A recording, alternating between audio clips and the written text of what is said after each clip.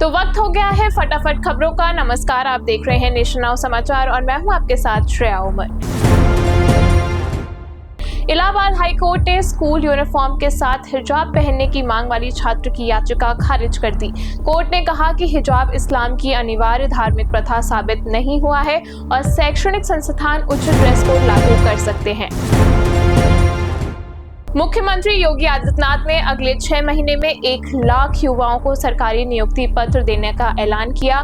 सरकार ने भर्ती प्रक्रिया तेज करने का भरोसा दिया है। मुख्यमंत्री योगी आदित्यनाथ ने राहुल गांधी पर भारत की विरासत और परंपराओं का अपमान करने का आरोप लगाया। उन्होंने कहा कि कांग्रेस ने देश और समाज को बांटने का काम किया है। कांग्रेस अध्यक्ष मल्लिकार्जुन खड़गे और राहुल गांधी ने प्रधानमंत्री नरेंद्र मोदी को पत्र लिखकर जातीय जनगणना में इस्तेमाल हो रहे प्रश्नावली को बदलने की मांग की। कांग्रेस ने कहा कि मौजूदा तरीका आंकड़ों को प्रभावित कर सकता है। संयुक्त चुनाव कराने के प्रस्ताव को लेकर राजनीतिक बहस तेज हो गई है। कांग्रेस नेता पी चिदंबरम ने इस संविधान की मूल भावना और लोकतांत्रिक ढांचे के लिए चुनौती बताया है। जम्मू कश्मीर में बिजली टैरिफ बढ़ने के बाद उमर अब्दुल्ला सरकार विपक्ष के निशाने पर है। चुनावी वादों और बढ़े हुए बिल को लेकर सरकार पर सवाल उठ रहे हैं। मौसम विभाग ने कई राज्यों में भारी से बहुत भारी बारिश की चेतावनी दी है। उत्तर प्रदेश, बिहार, मध्य प्रदेश, ओडिशा, उत्तराखंड और जम्मू कश्मीर समेत कई इलाकों में मौसम खराब रहने का अनुमान है। सुप्रीम कोर्ट ने 2013 के यौन उत्पीड़न मामले में पूर्व तहलका संपादक तरुण तेजपाल को 2 सप्ताह के भीतर आत्मसमर्पण करने का निर्देश दिया है।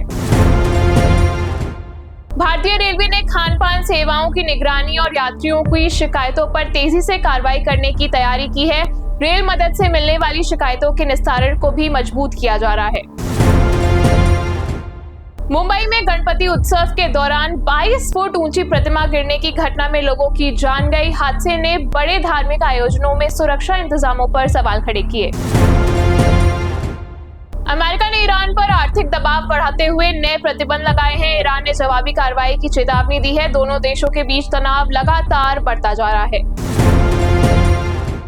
अमेरिकी सुप्रीम कोर्ट ने ट्रंप प्रशासन को डाक से होने वाले मतदान पर पाबंदियां लागू करने की दिशा में आगे बढ़ने की अनुमति दी है। ये फैसला आगामी मिड टर्म चुनावों के लिहाज से अहम माना जा रहा है। पाकिस्तान और ईरान के बीच संघर्ष को लेकर हुई बातचीत में महत्वपूर्ण प्रगति का दावा किया जा रहा है। चर्चा में अमेरिका, इजराइल और ईरान के बीच चल रहे युद्ध का मुद्दा प्रमुख रहा। रिपोर्ट्स के मुताबिक शी जिनपिंग अगले महीने नई दिल्ली में होने वाले ब्रिक्स शिखर सम्मेलन में शामिल हो सकते हैं। उनके साथ बड़ा प्रतिनिधिमंडल आने की संभावना है। अमेरिका द्वारा सीरिया को स्टेट स्पॉन्सर ऑफ टेररिज्म सूची से हटाने के कदम का सीरिया ने स्वागत किया है। इसे दोनों देशों के रिश्तों में बदलाव के संकेत के तौर पर देखा जा रहा है। भारत में चिप्स और पैकेज फूड पर ज्यादा स्पष्ट चेतावनी लेबल लगाने की कोशिशों को लेकर सरकार और फूड बिजनेसेस के बीच खींचतान की रिपोर्ट सामने आई है। केंद्र सरकार सरकारी कंपनी हिंदुस्तान कॉपर में अपनी करीब 6% तक हिस्सेदारी ऑफर फॉर सेल के जरिए बेचने की तैयारी में है। इसके लिए फ्लोर प्राइस भी तय किया गया है।